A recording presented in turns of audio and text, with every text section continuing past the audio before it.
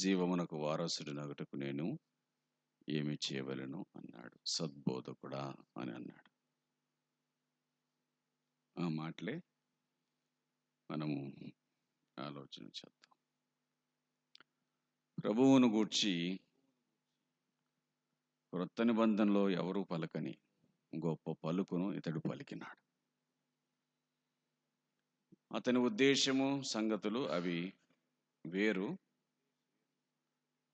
అయినా కానీ అతడు సద్బోధకుడా అని పలికినాడు. సద్బోధకుడా అని. ప్రభువును గూర్చి బోధకుడు అనేటువంటి మాటను మరి ఒక 4 రోజుల కిందట పంపించడం జరిగింది. అవే మాటలను గుర్తు చేస్తాను. ఆయన బోధకుడు, బోధించువాడు. మత్తయి సువార్త 8:19లో వ్రాయబడినటువంటి మాట ఆయన బోధకుడు. ఏం బోధించినాడు అంటే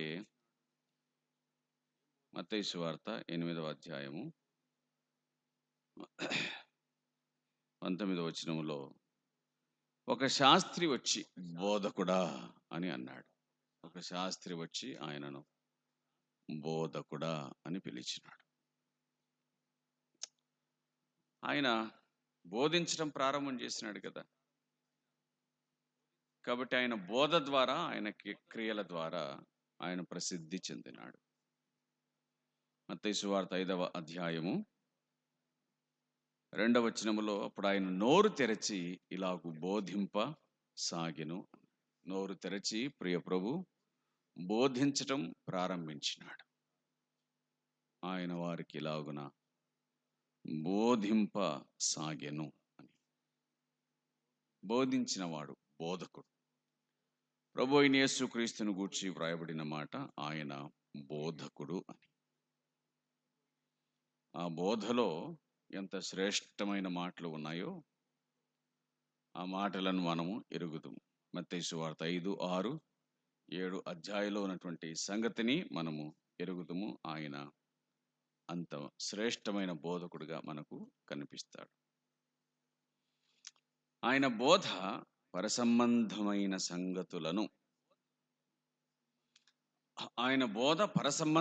సంగతులను భూమి మీద ఉన్న మనుషులకు తెలియజేసింది. ఆయన బోధ పరసంబంధమైన విషయాలను భూసంబంధమైన మనుషులకు తెలియజేసింది.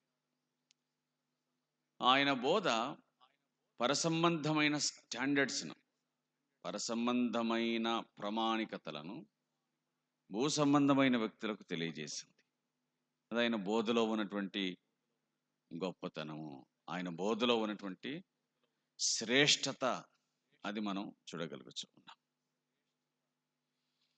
ఆయన ధర్మశాస్త్రాన్ని కొత్తగా చేయటం ప్రారంభించి ధర్మశాస్త్రాన్ని నూతనం చేయటం ఆయన మొదలుపెట్టి ఆయన బోధించినాడు.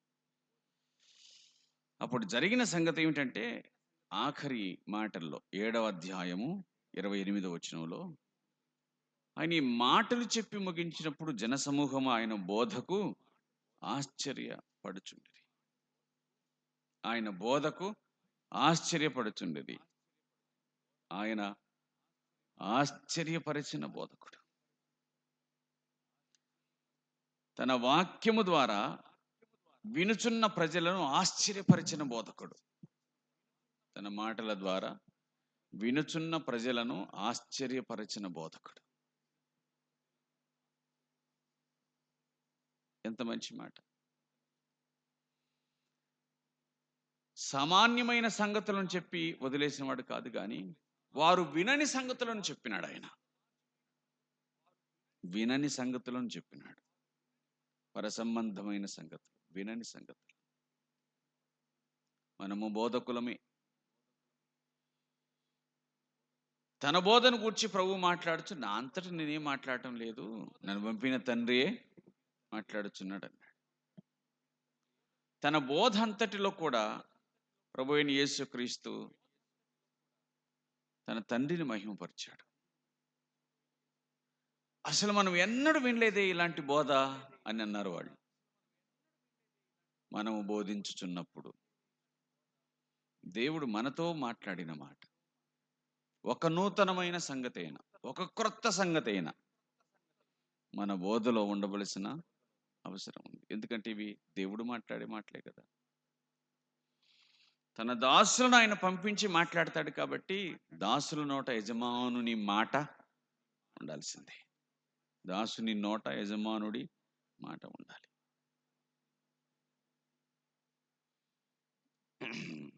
ఎక్కడో ఒక మాట ఎలీషా అంటాడు. ఆ మాటను మనం గుర్తుపెట్టుకుంటే ఏమిటి అదంటే, రాజులు 2వ గ్రంథం 6వ అధ్యాయం. రాజులు 2వ గ్రంథం 6వ అధ్యాయం 32వ వచనములో ఆఖరి మాట, 32 ఆఖరి మాట. యజమానుని కాళ్ళ చప్పుడు వాని వెనక వినబడును కదా. అంటే యజమానుని కాళ్ళ చప్పుడు దాసుని వెనక వినబడును కదా. అంటే దాసుని కాళ్ళ చప్పుడు ఎవరి చప్పుడు? యజమానుని కాళ్ళ చప్పుడు కదా. అంటే దాసుడు పూర్తిగా యజమానుని వశమైపోయినటువంటి వాడు. నేను మాట్లాడు మాట నాది కాదు, నన్ను పంపిన తండ్రిది అని అన్నాడు. తన జీవితమేమి బాగలేకపోయినా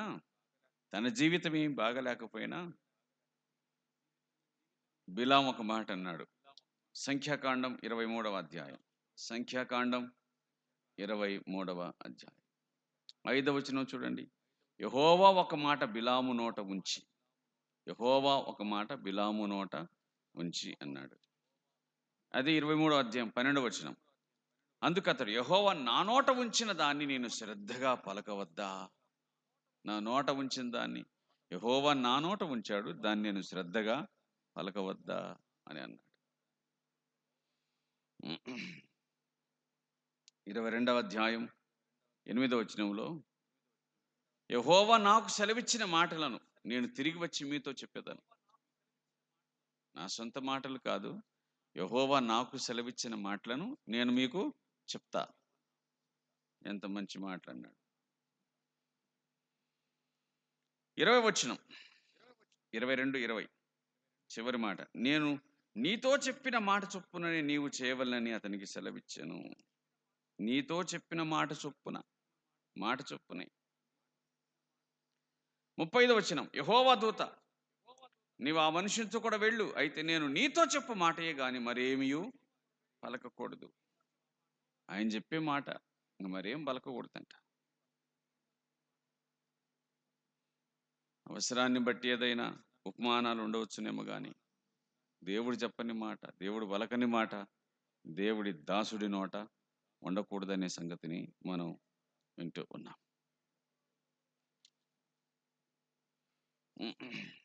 మంచిది. కాబట్టి వాక్యమును చెప్పే సంగతి ఏమిటి అని అంటే, ఆయన చెప్పు బోధకు వాళ్ళు ఆశ్చర్యపడ్డారు. ఆశ్చర్యపరిచే బోధ చేసినాడు ఆయన. ఎందుకంటే ఎన్నడూ వినలేదు మనం ఈ మాటలు, ఎన్నడూ వినలేదు. ఇప్పటికీ కూడా ఇందులో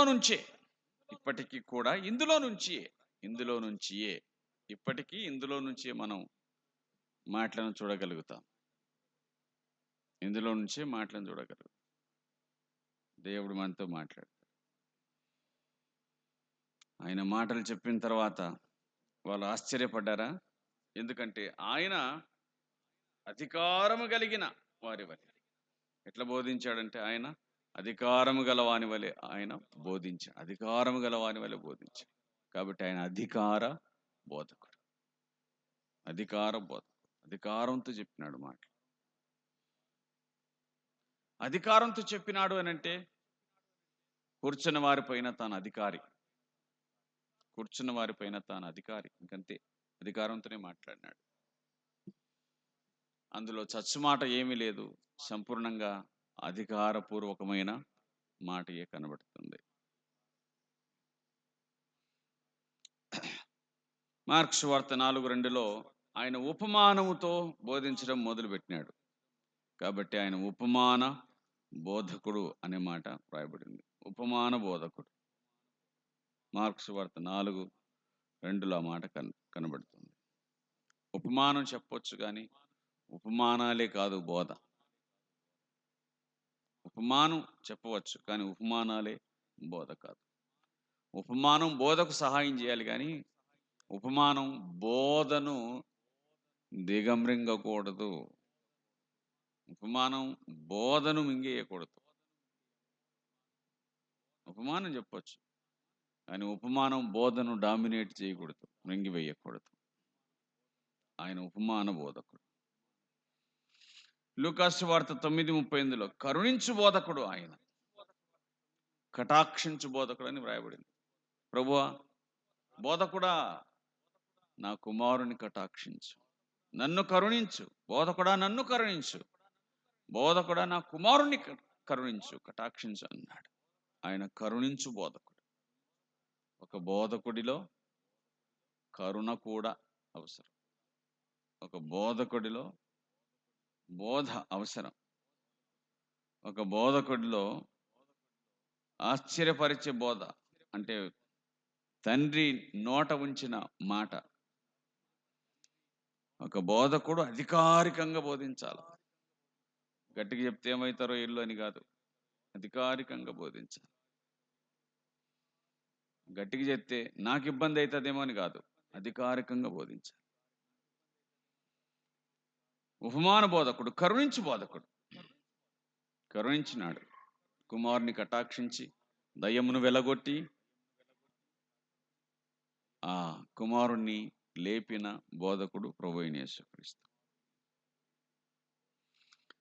తర్వాత ఆయన కాని పని చేయని బోధకుడు అని ఉంది. కాని పని చేయని బోధకుడా? అవును, కాని పని చేయడు. ఏంటి కాని పని? ఒక వ్యక్తి వచ్చి, అయ్యా బోధకుడా, నాకు మా అన్న అన్యాయం చేసినాడు, మా తండ్రి పిత్రార్జితాన్ని నాకు సమంగా పంచలేదు, అన్యాయం చేసినాడు, నువ్వన్న చెప్పు మా అన్నకు అన్నాడు. నువ్వన్న చెప్పు మా అన్నకు. యేసు ప్రభు అర్థమయ్యేటట్టుకు చెప్తుండ, నేను మీ పంచాయతీలు తీర్చి నీకు రాలేని అన్నాడు ఆయన. నేను మీ పంచాయతీలు తీర్చడానికి రాలేదు అని అన్నాడు. అతడెందుకు వచ్చినాడు యేసు ప్రభు దగ్గరికి? ఆనాటి బోధకులు పంచాయతీలు కూడా తీర్చుతారన్నమాట. రబ్బీ బోధకుడు పంచాయతీలు కూడా తీర్చేటోడు. రండి మనం బోధకుని కాడి పోదాం, ఆయన మన పంచాయతీ తీరుస్తాడు. పంచాయతీ తీర్చేటోడు బోధకుడు కాకూడదు. పంచాయతీ తీర్చేటోడు నాయకుడు కాకూడదు. పంచాయతీ తీర్చాలంటే ఖచ్చితంగా భక్తులు ఉండకూడదు. భక్తులు ఉండకూడదు, బయట ఉండాల. ఎందుకంటే వాళ్ళు చెప్పిన మాటని వీళ్ళు వింటారు. అంతే కదా, వాళ్ళు చెప్పిన మాట వీళ్ళు వింటారు. ఒకవేళ మనం చెప్పినామనుకో, వాళ్ళకి వెళ్ళి చెప్పినాడు, వాళ్ళంటే పక్షపాతం, ఈ మాటలన్నీ వస్తాయి. వినగలిగితే ఎవరికైనా చెప్పొచ్చు కానీ వాళ్ళు చెప్తే బాగుంటుంది, ఇంకా వాళ్ళని ఏమనలేరు. వాళ్ళని ఏమన్నా అన్న మాటలు మళ్ళీ వాళ్ళకు వినపడితే కనుక మళ్ళీ పంచాయతీ జరుగుతుంది. కాబట్టి బోధకుడు పంచాయతీల జోలికి వెళ్ళకపోవడం మంచిది. ఈ స్థలం మందు కూడా 1-2 పంచాయతీలు జరిగినాయి కానీ ఇద్దరు భార్యాభర్తల మధ్య. అప్పుడు అర్థమైంది పంచాయతీల జోలికి వెళ్ళకూడదని. ఎందుకంటే ఎవరెవరి మాట వినరు, ఎవరెవరి మాట వినరు. మన దగ్గర అసలే వినరు. వాళ్ళ కాడైతే వాళ్ళు నోరు మూయి అంటారు, నోరు మూస్తారు. మంచి కాని పని చేయని బోధకుడు. కాబట్టి దేవుని దాసుడుగా కాని పని చేయకూడదు. మన బోధకు అడ్డొచ్చే పని చేయకూడదు. మన బోధకు అడ్డొచ్చే పని. మనం ఏది చేసినా కానీ బోధ ద్వారానే చేయాలి. ఖండించినా గద్దించినా బోధ ద్వారానే. మన బోధకు చెవిని అని వాళ్ళు మన పంచాయతీకి చెవినిస్తారా? అంటే దేవుని మాటకు విధేయత చూపని వాడు మన మాటకు విధేయత చూపుతాడా? ఒట్టి మాట. పంచాయతీ చేసేటోళ్ళ దగ్గరికి తీసుకుపోతేనే వాళ్ళు వాళ్ళ మాట వినేది. తర్వాతి మాట, ఖండించు బోధకుడని లూకా 11:45లో ఆయన ఖండించే బోధకుడు. యోహాను హేరోదును ఖండించినట్లు ఖండించే బోధకుడు. ఇది తప్పు అని చెప్పి బోధకుడు కావాలి. సంఘం దారిలో లేకపోతే, విశ్వాసులు దారిలో లేకపోతే, నువ్వు చేసేది తప్పు అని గట్టిగా చెప్పాలి. గట్టిగా చెప్పాలి. గట్టిగా చెప్తే ఏమి ఇబ్బంది అవుతుందో అని అనుకుంటే కష్టం. గట్టిగా చెప్పాల్సింది. ఎందుకంటే దేవుని వాక్యం ఆదరించేదని చాలామంది అనుకుంటున్నారు. ఆదరించేది దేవుని వాక్యం ఖండించేది కూడా, దేవుని వాక్యం బుద్ధి చెప్పేది కూడా. ఆదరిస్తుంది, నాణ్యమునకు ఒకవైపు ఉండదు, రెండు వైపులు ఉంటాయి. దేవుని వాక్యం ఆదరించుతుంది, అదే సమయంలో ఖండిస్తుంది, గద్దిస్తుంది, బుద్ధి చెప్తుంది. ఆయన దేవుడు పంపిన బోధకుడు.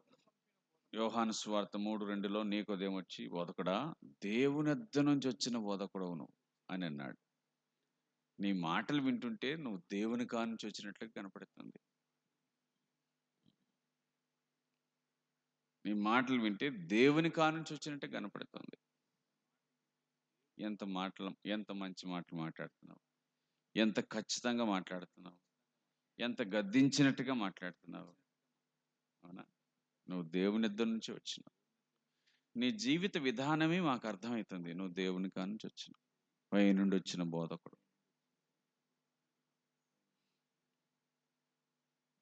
దేవుడు పంపితే వచ్చినవాడు, తనకై తాను వచ్చినోడు కాదు. ఏం చేద్దాం, సేవనే చేద్దాం అనుకున్నాడు కాదు. దేవుడు పంపగా వచ్చినవాడు. బోధకుడు దేవుని యొద్ద నుండి వచ్చినవాడు. ధైర్యపరచు బోధకుడు. మార్క్స్ వార్త 5:35-36. ధైర్యపరచు బోధకుడు. ఏం ధైర్యపరిచినాడు అంటే, మరి ఒక చిన్నదాని తండ్రి ఆయన దగ్గరకు వచ్చి బతిమలాడుకుంటున్నాడు. రాయ్యా, నా కుమార్తె చనిపోబోతుంది, దయతో నువ్వు వచ్చి ఆమెను ముట్టి బాగు చేయమని బతిమలాడుతున్నాడు. లేట్ అయింది. ఈలోగా ఇంటి దగ్గర నుంచి అధికారి దాసులు వచ్చి, బోధకుని శ్రమ పెట్టొద్దు, పాపం ఆయన ఏమి తిప్పలు పెట్టాకు, ఏదో కొంచెం ప్రాణం ఉంటే ఆయన బాగు చేస్తాడని అనుకుంటే చచ్చిపోయింది, ఇంకా ఏం చేస్తాం మనం కూడా. ఆయన ఏం చేస్తాడు, ఇంకా బోధకుని శ్రమ పెట్టవద్దు, నీ కుమార్తె చనిపోయింది అంటే అప్పుడు ప్రభు భయపడొద్దు అని అన్నాడు. ధైర్యంగా ఉండు. ఏం చెప్పినాడు బోధకుడు? ధైర్యంగా ఉండు. అందరు చెప్పిన మాటనే కానీ ఆయన చెప్పిన మాట అతనికి ధైర్యాన్ని ఇచ్చింది. ఎందుకంటే ఆయన దగ్గరకు వచ్చినాడు కాబట్టి. ధైర్యపరచు బోధకుడు. బహిరంగ బోధకుడు. యోహాను 18:19-20లో బహిరంగ బోధకుడు అంట. నేను మీతో మాట్లాడినవన్నీ బహిరంగ మాట్లాడినాను కదయ్యా, దాపునే మాట్లాడలేదు నేను. నా బోధ బయటైన ఒకటే, లోపలైన ఒకటే. నేను స్టేజి మీద నిలబడి మాట్లాడిన మాట, స్టేజి కింద నిలబడి మాట్లాడిన మాటకి ఏం తేడా ఉండదు. ఎక్కడ మాట్లాడినా ఒకటే మాట. బహిరంగ బోధకుడు. బహిరంగంగా నేను బోధించి వచ్చిన సంగతులన్నీ మీకు తెలియనివి కావు అని ఆయన అన్నాడు. బహిరంగ బోధకుడు. లూకాసు వార్త 2:46. బోధకుల మధ్య ఉన్నటువంటి బోధకుడు. ఎవరైనంటే బోధకుల మధ్య ఉన్నాడంట. బోధకుల మధ్య. వాళ్ళు చెప్పినవి వింటున్నాడు, వాళ్ళని ప్రశ్నలు అడుగుతున్నాడు. బోధకుల మధ్య ఉన్నాడు. తండ్రి పంపించినాడు కానీ బోధకుల మధ్య కూడా ఉన్నాడు. మనం 2 విధాలుగా నేర్చుకుంటాం. ఒకటి అనుభవంతో నేర్చుకుంటాం, 2 ఇతరులను చూసి నేర్చుకుంటాం. 2 అవసరమే. ఇతరుల దగ్గర నేర్చుకోవటం అది అవసరం. అనుభవంతో నేర్చుకోవటం వ్యక్తిగతంగా అవసరం. ఎక్కడ ఎవరి దగ్గర ఏ విధమైన అనుభవం లేకుండా, ఎవరి జీవితాన్ని చూసి నేర్చుకోకుండా, తాను నేర్చుకోకుండా వ్యక్తిగతంగా దవగ్గిన నిబాలన సేవలోనికి వస్తే కనుక మనము నిలబడలేం. ఎలీషా ఏలియా జీవితాన్ని చూసినాడు. తిమోతి పౌలు జీవితాన్ని చూసినాడు. ఎలీషా ఏలియాతో సహచర్యం చేసినాడు, అంటే పరిచర్యలో ఆయనతో కూడా ఉన్నాడు. తిమోతి పౌలుతో ఆయన వెంట ఉన్నాడు ఎక్కడికి వెళ్ళినా. అందుకు పౌలు కూడా ఇలాగంటాడు 2వ తిమోతి 3వ అధ్యాయం 10వ వచనంలో, తిమోతి నా సహనం, నా బోధ, నా ప్రవర్తన, నా సంగతంతా నీకు తెలుసు అని అంటాడు. ఎందుకంటే నీవు నన్ను వెంబడించితివి కాబట్టి. కనుక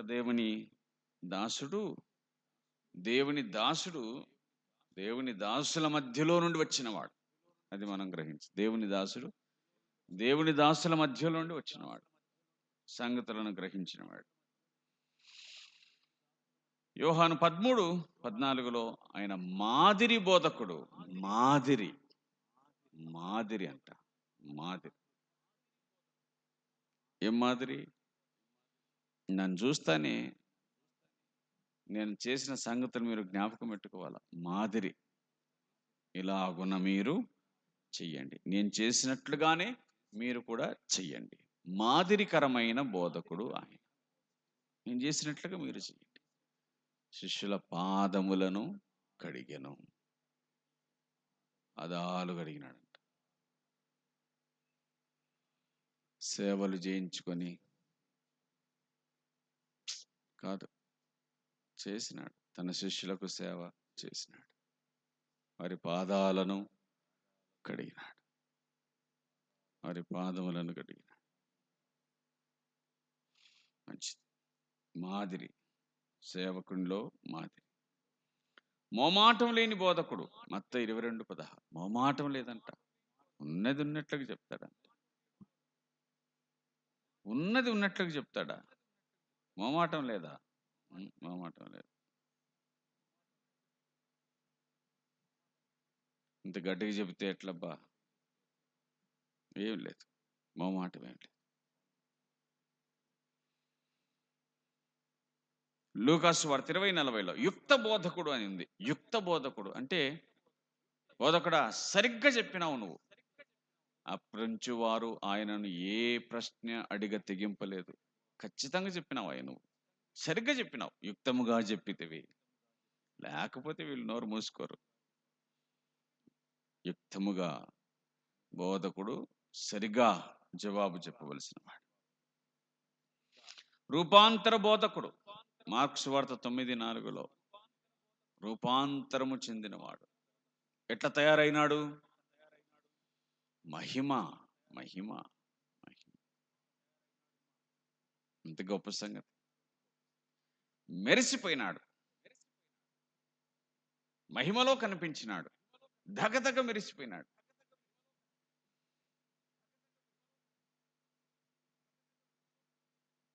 ఈ సేవకుడి అనుభవం, ప్రభు యొక్క అనుభవం, మహిమపరచబడిన సేవకుడు దగదగ మెరిసిపోయినాడు. తన శిష్యుల ఎదుట రూపాంతరం చెందినాడు. ఇది ఈయన అసలు రూపం.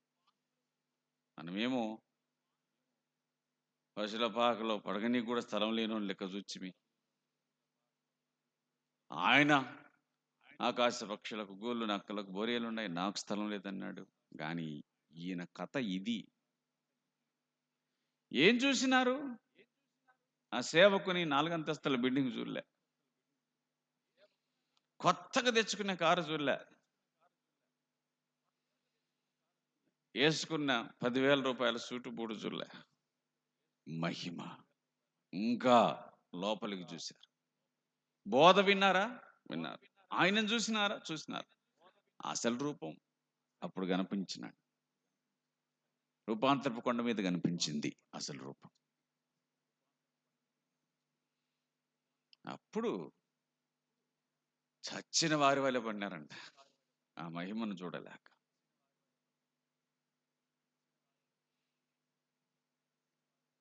మనం ఏదో ఇంత అనుకుంటేమి కానీ కాదు కాదు, చాలా ఉంది అనుకున్నారు.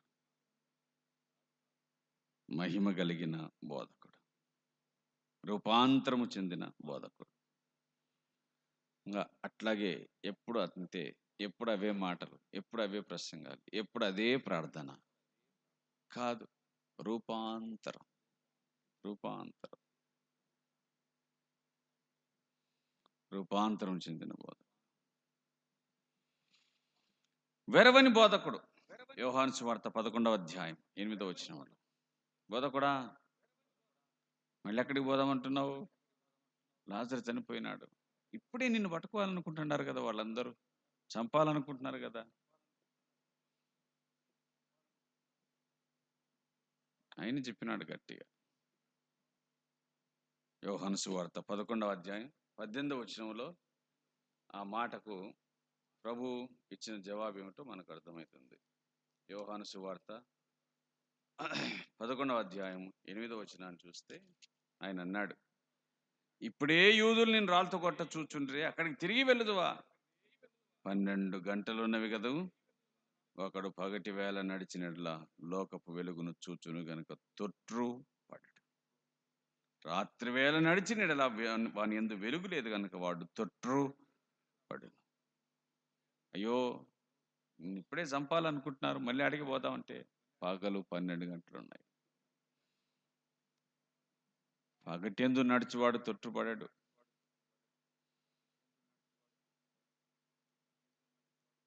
ఎవనికి భయం అంటే తొట్టుపడేవానికి భయం. ఎవరికి భయం? తొట్టుపడటానికి భయం. తొట్టుపడని వానికి భయం అక్కర్లేదు.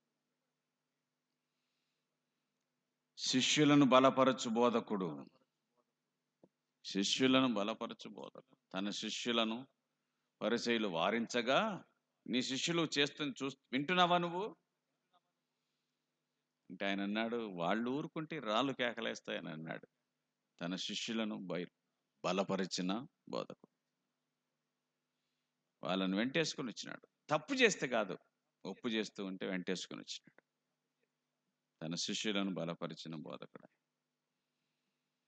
సత్యబోధకుడు, బోధకుడా నువ్వు సత్య మార్గమును సరిగా బోధిస్తున్నావయ్యా. సత్యబోధకుడు, సత్యముగా బోధించుచున్నావు. బోధకుడు సత్యం బోధించాలి, సత్యముగా బోధించాలి. సత్యమును బోధించాలి, సత్యముగా బోధించాలి. సత్యమైన బోధకుడు. సద్బోధకుడా, మంచి బోధకుడు. ఈ మాట ఒక ప్రభు విషయంలోని ఆ వ్యక్తి మాత్రమే వాడినాడు, ఇంకెవరు వాడలేదు సద్బోధకుడు అని. ఆయన సద్బోధకుడు, సత్యబోధకుడు, సద్బోధకుడు, సహబోధకుడు.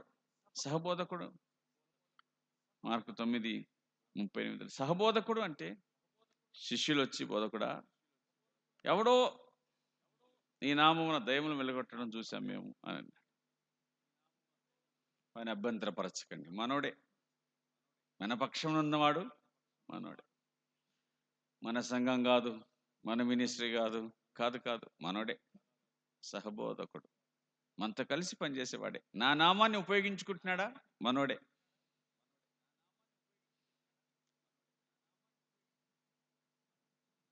తర్వాత సహన బోధకుడు. ఈ మాట లేదు, పంపించిన దాంట్లో ఈ మాట లేదు, కానీ ఆయన సహజ బోధకుడు.